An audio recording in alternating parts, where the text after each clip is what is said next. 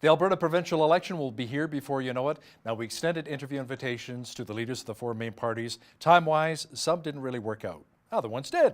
We're happy right now to be joined by the Alberta Party leader, Stephen Mandel, joining us via Skype. Welcome back to Bridge City News, Mr. Mandel. It's an absolute honor and a thrill to be here. Now, oh, by the way, you're rocking the nice bow tie. Nice touch. Did your wife pick that out, or was that all you're doing? Actually, this particular one was mine. I have very few brown bow ties to go with brown suits, but I couldn't make a mess of it. So this is the one that goes with the suit. So, but I love bow ties. They're fun, and I actually tie my own bow tie. I don't have a clip on. They're real guys. Oh, that's very impressive. Okay, what's also pretty impressive is the fact that, we've got this election coming up, and a lot of people we've been talking to are saying economy, pipelines, and they're impressed with UCP because it's resonating with what Jason Kenney is saying. But how about with you? Is it all about pipelines when it comes to the economy? Well, I think it's in many ways it's about jobs, not just pipelines. I mean, many people are saying, why have we diversified our economy over the last number of years? Why have we created more opportunities for people? Why are we stuck in this situation where we're relying on the federal government to approve a pipeline? In effect, it's been sitting there for well over a year now, expecting to be approved daily, and it's not. So I think people are frustrated and want to know why we can't get this done. So I think it's not just one; it's a variety of things. And you have an idea about a pipeline going north through Alaska. Tell me a bit about that. Well, we think that with Bill C-48 and C-69, which everybody knows about, are the federal government's efforts to try to diminish Alberta's capacity and the intransigence so far with British Columbia, and the problem of going east and going south. We think going up north from Fort McMurray up to Alaska is a great alternative, and we think a rail line to begin with will create opportunity. Plus, we've talked about creating we call pucks, which is solidifying bitumen to be able to ship it easier and more effectively. And we think those options together allow it to ship close to 1 million barrels a day out of the north, directly up to Valdez, out of there, 2 days quicker to the Orient and to Southeast Asia. Now, it's often said that our province has to stop relying on oil and gas and start diversifying the economy. How can that be done effectively? Well, we suggested many ways. I mean, first of all, we have an incredible forestry industry that's really laid dormant for the last 4 years. As a matter of fact, it's even more ironic that forestry and agriculture, one ministry under this government. The issue is that forestry has a lot of potential. We put forward programs that we would increase the number of building access for forestry, for wood products. We look at creating more biomass products. We really create a new and different forestry industry, which we believe could double the employment. And that's, for the most part, a rural industry that could really help rural Alberta, which is vitally important.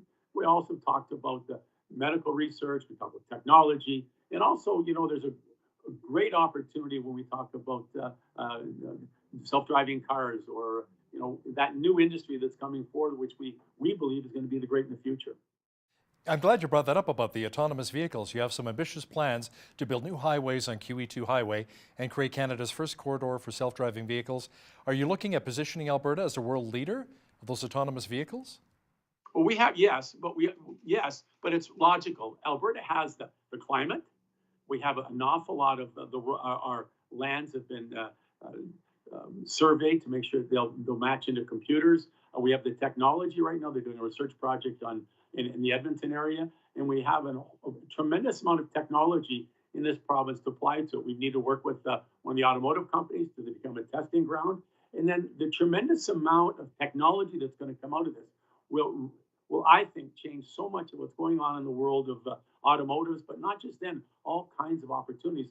So it just isn't the autonomous vehicle movement. It's all the technology that's going to be needed to go along with it. So we think it's got great potential. It's one of those industries that's not labor intensive, it's creative intensive, which fits right in the bailiwick of Albertans. We're a very technologically advanced province and very creative. So we think this is an opportunity for universities, University of Lethbridge, U of A, U of C, to participate in this. So we think it's an opportunity. Plus, we also need another lane in on the QE2. The fact of the matter is, it's the busiest highway, lots of accidents, and it's only going to get busier with truck traffic increasing. So it's a win-win for everybody. It's going to create jobs, create new industry, and really create an avenue for autonomous vehicles to become an important part of the Alberta milieu. Now, the carbon tax has been a major issue the last couple of years since it's been implemented. I've talked to a lot of small and medium-sized business owners. They're not happy about it. A lot of families are not happy about it. How would the Alberta Party handle this issue with the carbon tax? Well, we've been quite clear. I get frustrated. The answer of government is tax, tax, tax. Can't find a solution to the problem, which is realistic, so let's tax. So the Alberta Party has decided that the current carbon taxes we see the NDP's put forward, which is taxing us on our gasoline and our home heating oil, whether it's business or whether it's for individual use, would be eliminated. We keep the heavy emitters, and that money is going up every year. We use that money as a source of revenue to help deal with some of the environmental challenges, help encourage small business, medium-sized business to retool so they become more competitive. We look at using things in a more competitive way. We also think that there's other ways that we can encourage a far more creative way of doing things. As an example, canola. We're having tremendous problems with canola when it comes to China right now. Maybe we can use some of the green canola as a way to crush, to put it into petroleum products. We'll lower our greenhouse gas emissions, be a much more effective tool. And we need to look at ways in which we can find use for our agricultural products in different ways. So the value add in agriculture works. So let's look at how we can be more creative. I'm a big believer in hybrid vehicles. I have one. It gets 5.8 liters per 100 kilometers. We can get more incentives to buy those. There are a lot of ways rather than tax, tax, tax, tax, which is the NDP way, which is also the federal Liberal way. And I think people are tired of it. We have to feed our families. We have to find ways to send our kids to university and help them with houses. And every time we turn around, being taxed again. Let's be more creative and rather than just do what we've done the same old way. Tax, tax, tax. Now, should the oil and gas industry continue to struggle, would you implement any program spending on things like retraining energy sector workers for second careers? Yeah, absolutely. I think there's no question. We see that retraining and lifelong learning is a big part of everything we're talking about. And so we need to look at how do we help those who are actually engineers and technology people. They should be able to be retrained quite easily into other industries, but they might not be able to afford it. So we have to create programs and opportunities for them to be able to get retrained in areas with technology, in the computer industry and programming and stuff like that. So we think there's a lot of opportunities, but these are very talented people, and we're not putting them to their skill, the level of skill they have, and so we need to find ways to help them. It's something that's it's irresponsible for us to say, let's not worry about it. They'll find jobs. We need to help them. We need to create opportunity for them. Now, tell me a bit about the plan to reduce the corporate tax rate from 12 points down to 10, and maybe share a bit about other plans to create a better economic environment for businesses to thrive in. Well, we've done a couple of things. One, the old corporate tax used to be 10%, and we think, given the economic times, changing from 12 to 10 is a reasonable number that businesses in Alberta are familiar with, they understand, they accept, and so they have to pay their fair share. We've also found that small business and medium-sized business need a break. They need to create more revenue within their companies to retain. They can grow their business. They can invest in capital. So we've raised a small business tax deduction from $500,000 to $1 million. We think that'll create investment in capital. And then what we've done is we'll create a rapid depreciation of capital assets that are purchased to be able to upgrade businesses so they can write them off quicker. And that will even create more of an opportunity for investment in Alberta. We think those are opportunities where businesses will see that, we invest here, we're going to get tax breaks, we're going to create employment, and we're going to create opportunity in a really very opportunistic economy. So we think our plan is the best. It's going to create more jobs. It's going to create, we believe, more revenue for the provincial government. And people seem to think there's billions and billions and billions of dollars collected from corporate taxes. Not all that much. It's probably, I think it's about $4 billion plus or minus on an annual basis. So it's less than we're collecting from for example, from casinos and things like that. So let's be realistic with what our corporate tax generates to find better ways to create opportunities for business to make money than to pay tax. Now let's talk a bit about education. You would create 45,000 new post-secondary education spaces and yet retain the current cap on tuition. Where's the extra cash coming from?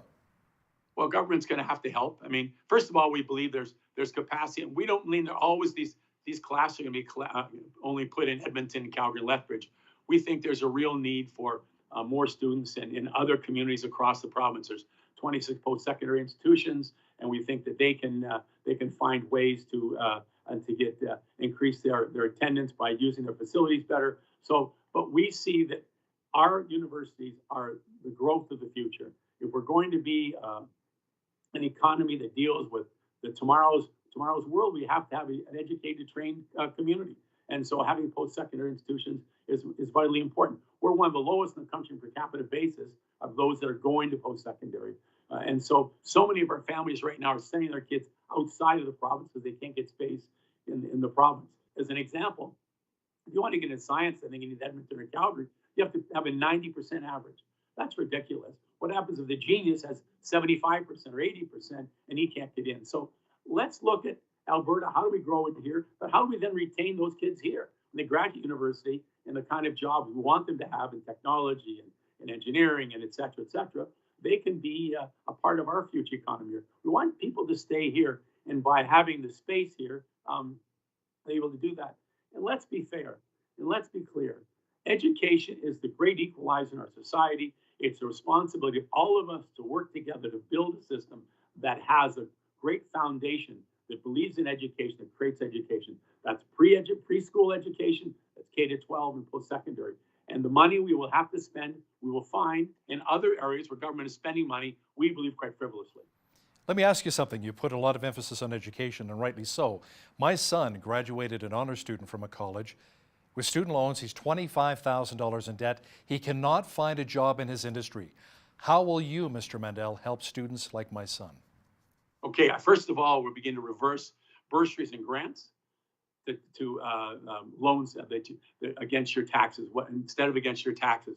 Right now, Alberta is has the reverse of it. We have too much money that people can write off for the tax when they graduate. To get a job, it's more important that they get the bursaries and grants earlier. You pay about the same amount of money, but at the end of the day, it helps students earlier. That's one.